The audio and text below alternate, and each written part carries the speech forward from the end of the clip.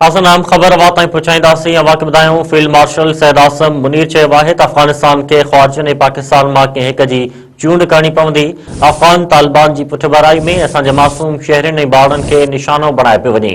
इस्लामाबाद में क़ौमी उलमा मशाइख़ कॉन्फ्रेंस खे ख़िताब कंदे फील्ड मार्शल वधीक चयो आहे त फितनाल ख़वारिज जा जेके ग्रुप अफ़गानिस्तान मां अचनि था उन्हनि में 70 सैकड़ो अफ़गानी शामिल आहिनि। फील्ड मार्शल सैयद आसिम मुनीर वधीक चयो आहे त रियासत खां सवाइ केर बि जिहाद जो हुकुम या फतवा नथो ॾेई सघे।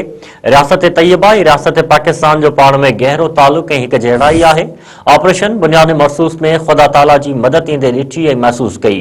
नाज़रीन, अवां खे पूरो ॿीहर ब्रेकिंग न्यूज़ ॾेई रहिया आहियूं। अवां खे ॿुधायूं त फील्ड मार्शल सैयद आसिम मुनीर चयो आहे त अफ़गानिस्तान खे ख़्वारिजनि ऐं पाकिस्तान मां कंहिं हिक जी चूंड करणी पवंदी। अफ़गान तालिबान जी पुठभराई में असांजे मासूम शहरनि ऐं ॿारनि खे निशानो बणाए पियो वञे। इस्लामाबाद में क़ौमी उलमा मशाइख़ कॉन्फ्रेंस खे ख़िताब कंदे फील्ड मार्शल सैयद आसिम मुनीर चयो त फितनाल ख़वारिज जा जेके ग्रुप अफ़गानिस्तान मां अचनि था उन्हनि में 70 सैकड़ो अफ़गानी शामिल आहिनि। फील्ड मार्शल सैयद आसिम मुनीर वधीक चयो आहे त रियासत खां सवाइ केर बि जिहाद जो हुकुम या फतवा नथो ॾेई सघे। रियासत तैयबा ऐं रियासत पाकिस्तान जो पाण में गहरो तालुक़ ऐं हिक जहिड़ाई आहे। ऑपरेशन बुनियादी मखसूस में ख़ुदा ताला जी मदद ईंदे ॾिठी ऐं महसूस कई।